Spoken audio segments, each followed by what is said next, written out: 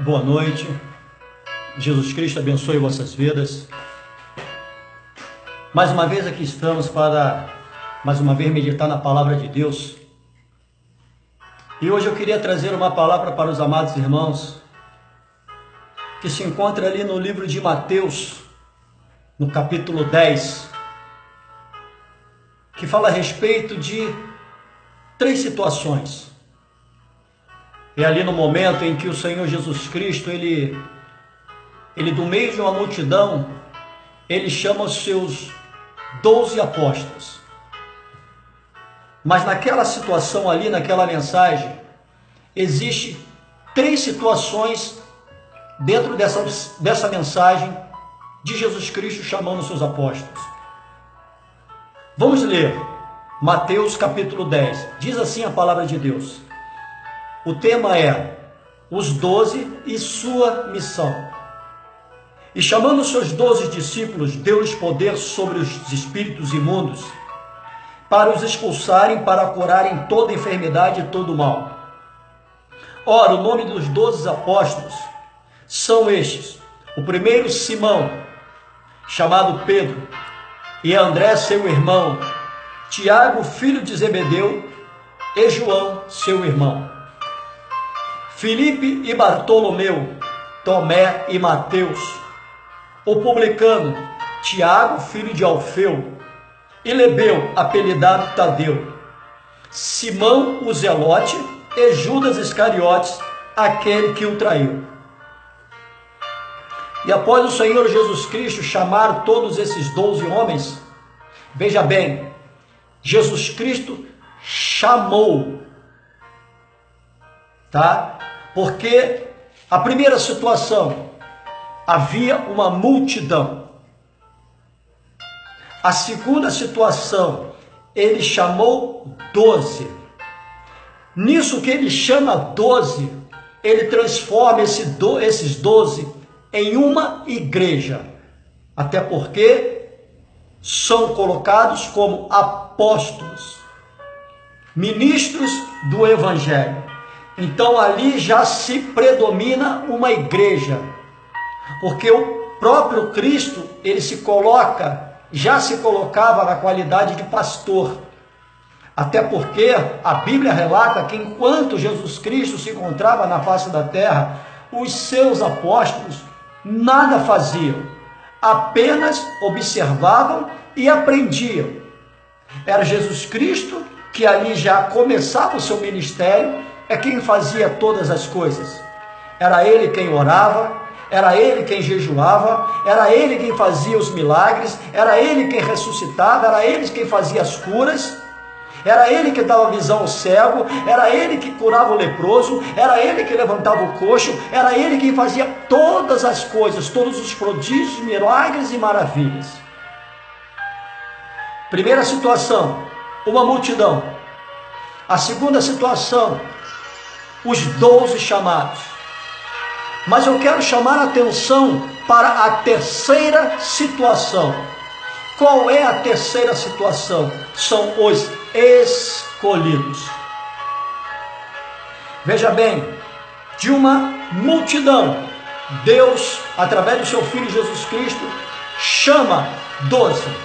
Em meio aos 12, que é automaticamente feito uma igreja, me perdoem a palavra chula, em meio a esses 12, teve 3 que deixaram a desejar. Vejamos, Pedro negou a Jesus Cristo. Está ali no livro de João, capítulo 18, versos 25 e 27. Tomé duvidou de Jesus Cristo. Isso também está ali no livro de João, capítulo 20, do verso 26 ao 29. E Judas Iscariotes, aquele que o traiu, está no livro de Mateus, capítulo 26, do verso 47 ao verso 50. Veja bem, recapitulando, uma grande multidão. Depois uma igreja, chamados para dentro da igreja. E dentro da igreja, os escolhidos. Pedro, Tomé e Judas são os escolhidos? Não. eles estão apenas no meio dos chamados. Os escolhidos são os outros 9, que não tiveram nada que desabonasse a vossa conduta, as suas condutas. Apesar que Pedro, ele tem o seu livro, entendeu? O outro, Tomé, não tem livro nenhum, Judas também não tem livro, porém, eles deixaram a desejar. A multidão só quer Jesus pelo que ele pode proporcionar. Os chamados estão dentro da igreja, porém, sempre negando a Cristo, o vendendo por um punhado de moedas de prata, e muitos o negando. Só os fiéis é que ficam. Só os fiéis. Tomé duvidou, houve a necessidade de que o Senhor Jesus Cristo mostrasse para Tomé as marcas da coroa de espinhos sobre a sua cabeça. Houve a necessidade de Jesus Cristo mostrar os buracos nas suas mãos e no peito de vosso pé, para que Tomé pudesse crer que era Jesus ressurreto. Eu quero acreditar também que Jesus Cristo também não está na Bíblia, relata apenas ali no livro de João, capítulo 20, 26 e 29, a 29 diz que apenas Jesus Cristo mostrou o buraco de suas mãos. Mas eu também quero acreditar que o Senhor Jesus Cristo mostrou os outros sinais de que, da forma como se encontrava o seu corpo, como os machucados na sua cabeça, volto a dizer, da coroa de espinho, os buracos que os pregos não somente causaram na palma de suas mãos, mas também no peito de seus pés, e também o lugar furado no seu lado direito, aonde ali o soldado furou ele com a sua lança. Eu quero acreditar que Jesus Cristo mostrou todos os sinais que no seu corpo físico notificava que ele era o Cristo ressurreto. Pedro o negou quando Jesus Cristo, ele mais precisou dos seus discípulos, principalmente o apóstolo Pedro, que a Bíblia dá um entendimento muito largo, que o apóstolo Pedro, ele tinha uma intimidade muito grande com Cristo. Jesus Cristo, ele tinha uma íntima intimidade com Pedro. Ele chama o apóstolo João do apóstolo do amor, mas quem verdadeiramente Jesus Cristo amava era Pedro. Mas no momento em que o Senhor Jesus Cristo mais precisou de Pedro, Pedro o negou. E aquele também que participava da mesa com Jesus Cristo, eu quero acreditar por quantas vezes Judas Iscariotes não participou de uma refeição com Jesus Cristo. Não apenas como um mero tesoureiro da casa do Senhor, mas por quantas vezes ele não participou das alegrias de Jesus Cristo? Por quantas vezes ele não participou de um almoço, de uma janta, de um lanche com Jesus Cristo? Quantas vezes ele não viu os milagres de Jesus Cristo? Quantas vezes eu quero acreditar Jesus Cristo não o abraçou, não o abençoou, mas Judas o vendeu. Judas preferiu a riqueza daquele tempo. Para ele ter vendido Jesus Cristo por um punhado de moedas de prata, eu quero acreditar que aquela quantidade de prata naquele saquetel, que no qual o soldado Malco o entregou em sua mão, no momento da traição, eu quero acreditar que aquela quantidade de moedas de prata era o suficiente para que Judas pudesse viver largamente para o resto de sua vida, sem haver a necessidade dele pedir nada emprestado para ninguém. Pelo contrário, eu quero acreditar que aquelas poucas moedas de prata eram suficiente para ele viver uma vida regalada. Caso contrário, ele não teria vendido Jesus por aquilo, simplesmente para ele ter uma semana de regalia, 30 dias de regalia, um ano de regalia. Não, eu quero acreditar que ele passaria o resto de sua vida regaladamente. O Senhor de uma multidão, ele forma uma igreja. Da igreja, ele chama os seus escolhidos. Olha só, E uma pergunta eu faço para os amados irmãos que estão me ouvindo, que estão me vendo através desse vídeo. Em que situação eu e você nos enquadramos? Nós nos enquadramos na multidão? Nós nos enquadramos nos chamados? Ou nós nos enquadramos nos escolhidos? Porque se nós nos enquadrarmos na multidão, vamos apenas querer ver os seus milagres, nada além disso. Se nós nos enquadrarmos dentro da multidão, só vamos querer ir até Cristo pelaquilo que Ele pode nos proporcionar.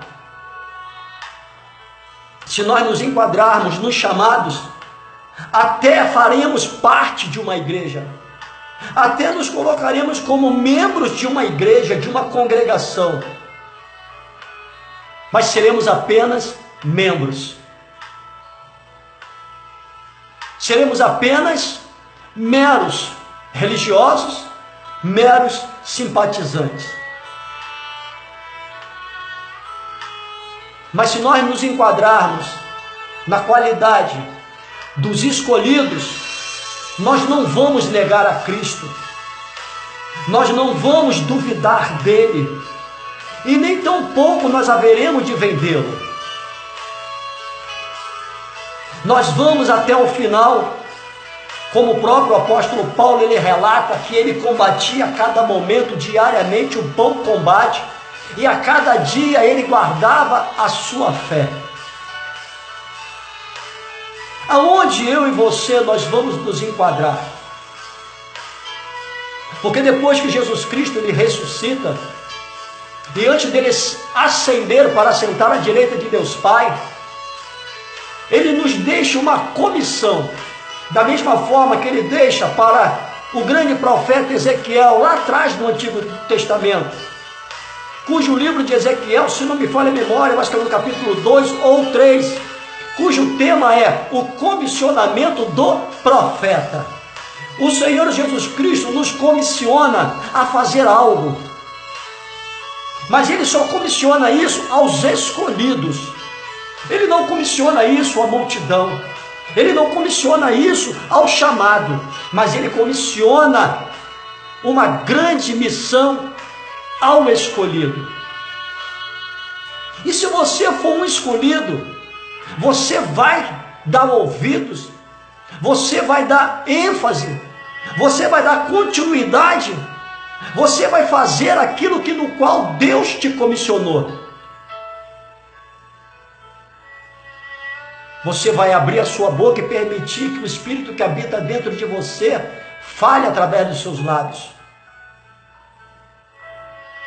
O Espírito Santo de Deus, ele vai te usar, caso você queira. Se você for um escolhido, você vai dar continuidade naquilo que Jesus Cristo, ele deixou para que eu e você fizéssemos. O que nós temos feito? Nós somos apenas uma multidão? Nós somos apenas chamados? Ou nós somos escolhidos? Porque existe uma grande diferença entre eu estar na multidão, entre eu ser escolhido, e eu também ainda tenho outra, eu querer ser escolhido. Porque se eu não querer ser escolhido, eu vou ficar apenas no chamado. Eu tenho um chamado e não faço nada. O escolhido, ele recebe o chamado e faz. É igual aqueles 3 homens que tinham um Senhor sobre suas vidas, tinham uma autoridade sobre vossas vidas, que antes do seu Senhor viajar, ele deixou uma responsabilidade para cada um dos 3. Para um ele deixou 2 dracmas, para o outro ele deixou 3 dracmas, e para outro ele deixou, para um ele deixou 2, para outro ele deixou 5, e para outro ele deixou 1. O que tinha 2 dracmas, ele multiplicou para 5. O que tinha 5, ele multiplicou para 10. E aquele que tinha uma, ele enterrou. Aquele que enterrou, sabe o que o Senhor dele chama ele? Servo infiel. De que forma que você se vê diante de Deus hoje? Tu é um servo fiel, uma serva fiel?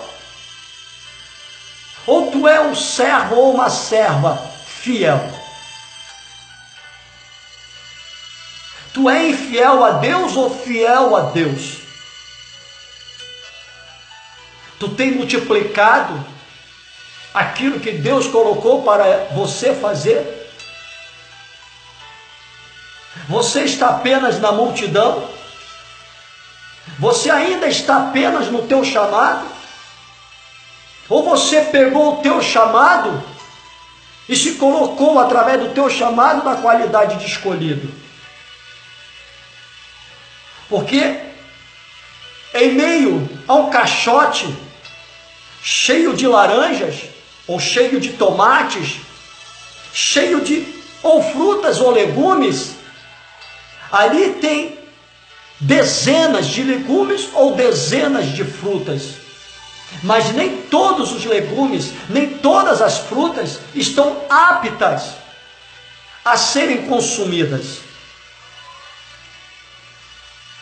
Estão ali uma multidão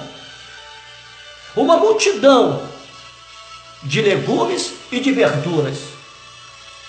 Muitas das vezes, o homem, o comerciante, ele pega aquela caixa, aquele caixote que vem a ser, ou com legumes ou com verduras, leva para o seu estabelecimento comercial.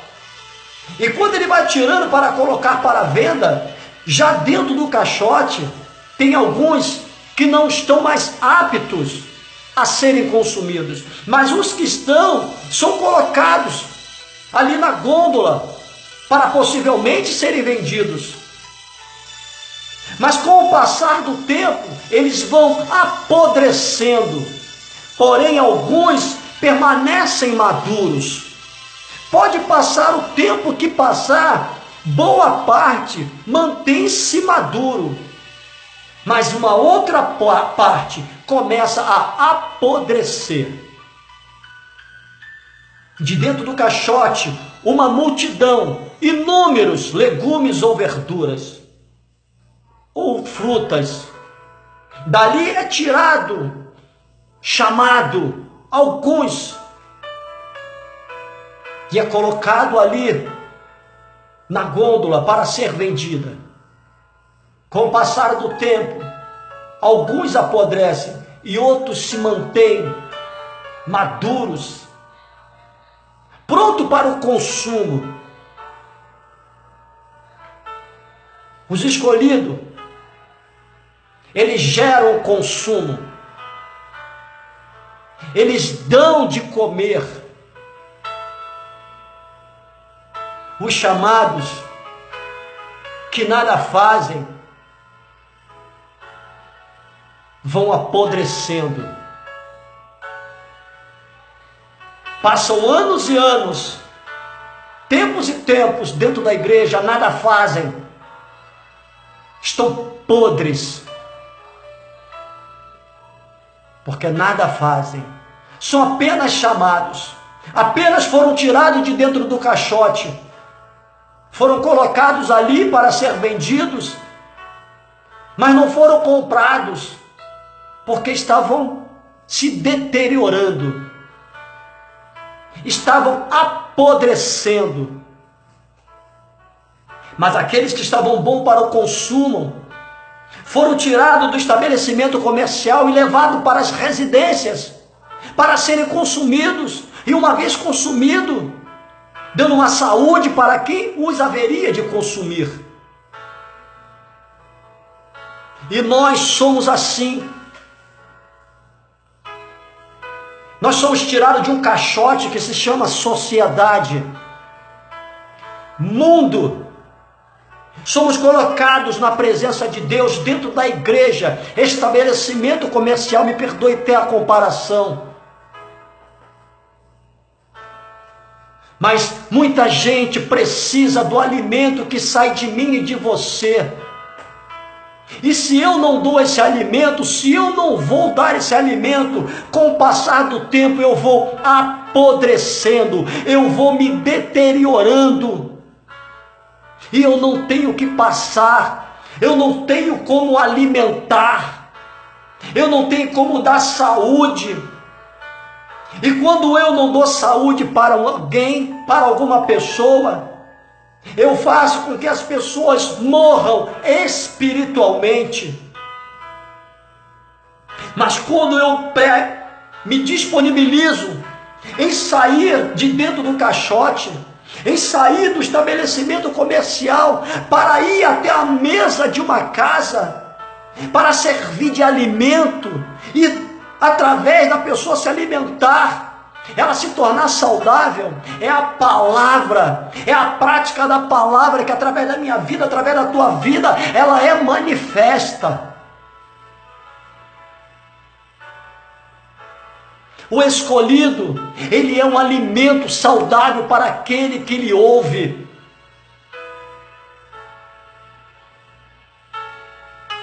O chamado, ele apodrece.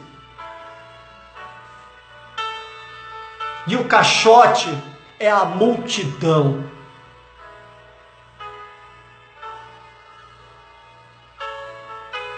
Aonde eu e você nos enquadramos? Nos enquadramos no caixote? Nos enquadramos no estabelecimento comercial? Ou nos enquadramos em uma mesa de uma casa para levar, para saciar a fome, para matar a fome daquele que quer um bom alimento? Rabassubicanto e anda nébias, labassubianda nai. Você pode ser esse bom alimento, porque o Senhor Jesus Cristo na minha e na tua boca é o pão da vida. Na minha e na tua boca o Senhor é o rio de águas cristalinas. Ele mesmo diz: quem vier a mim beber desta água jamais haverá de ter sede. Nós podemos saciar a sede deste mundo, nós podemos matar a fome deste mundo, não com alimento. Eu trouxe apenas um exemplo do que realmente é o alimento que você pode dar, do alimento que eu posso dar, do alimento que nós podemos dar, e trazer vida, trazer saúde. Aonde você, aonde eu, aonde nós estamos enquadrados? Nós estamos enquadrados na multidão? Nós estamos enquadrados no chamado? Nós estamos enquadrados nos escolhidos? Não se inclua no meio dos 12, se inclua no meio dos 9, porque uma vez no meio dos 12, eu posso negar a Cristo, você pode negar a Cristo, nós podemos duvidar de Jesus Cristo, nós podemos vendê-lo por um punhado de moedas de prata, mas se inclua no meio dos 9, onde não duvidaremos, onde não o negaremos e onde não o venderemos. Pelo contrário, nós seremos para Cristo o alimento para saciar a quem ouvi-lo através da minha e da tua vida. Nos tornaremos na mão do Senhor o pão da vida.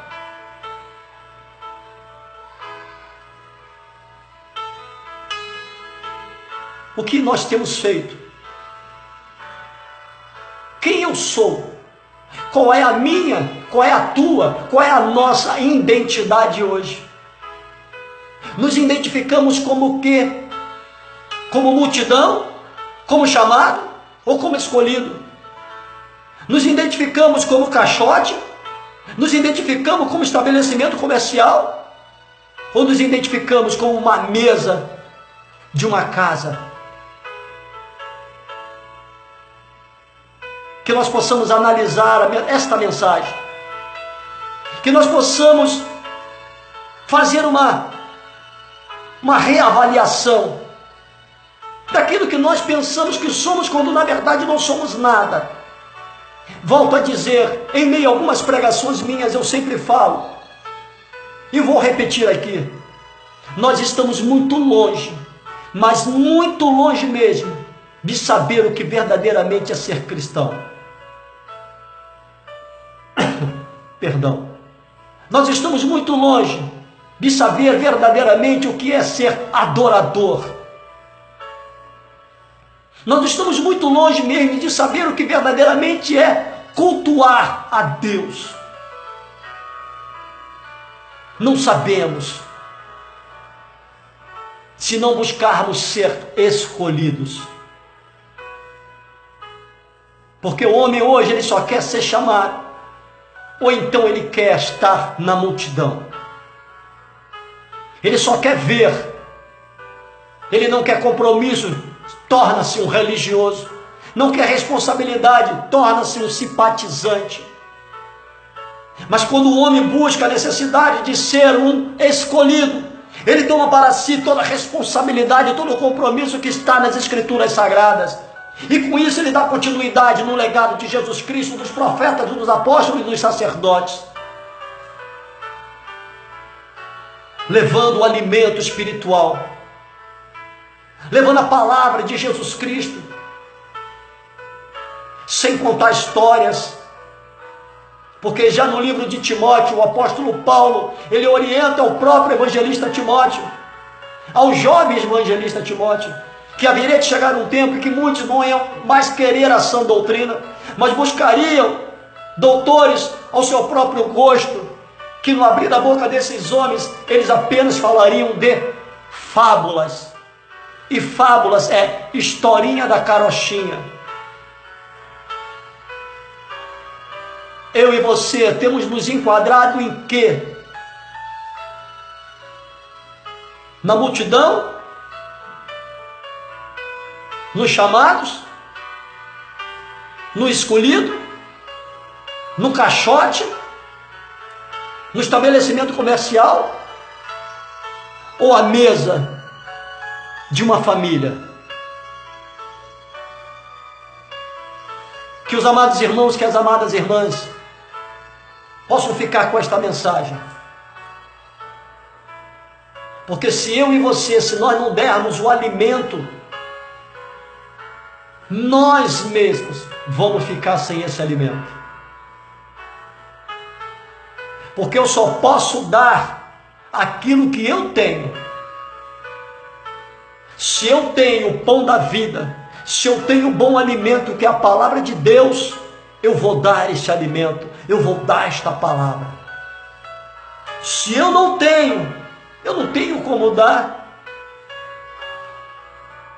Como eu posso dar o alimento se mesmo eu não me alimento? Como eu posso passar algo que eu próprio não tenho? Como eu posso dar o pão se eu não tenho esse pão? Como eu posso dar a água se mesmo eu não bebo desta água?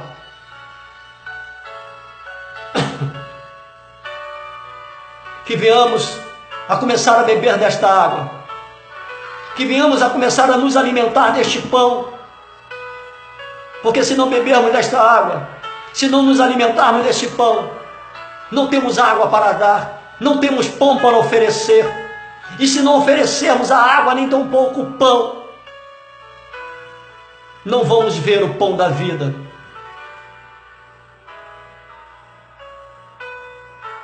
Que os amados irmãos e amadas irmãs possam ficar com essa singela palavra. E mais uma vez, como eu sempre deixo, ao final de cada ministração minha, eu sou o pastor Augusto, eu resido na cidade do Rio de Janeiro, e o meu telefone aqui no Rio é 021 96574 2936. 021 97622 4348. Que a graça de Deus seja com muita graça, com muita abundância, com muita alegria em vossos corações. Que vocês tenham dias maravilhosos. Que o Espírito Santo de Deus ele possa aflorar em vossas vidas, trazendo entendimento, abrindo os vossos corações, o vosso entendimento do vosso coração, de vossa mente, para que uma vez aberta, nós possamos alimentar as pessoas. Mas pastor Augusto, eu não tenho um pão dentro da minha casa, não é esse pão que eu estou falando. É o pão da vida chamado Jesus de Nazaré, é a palavra de Deus.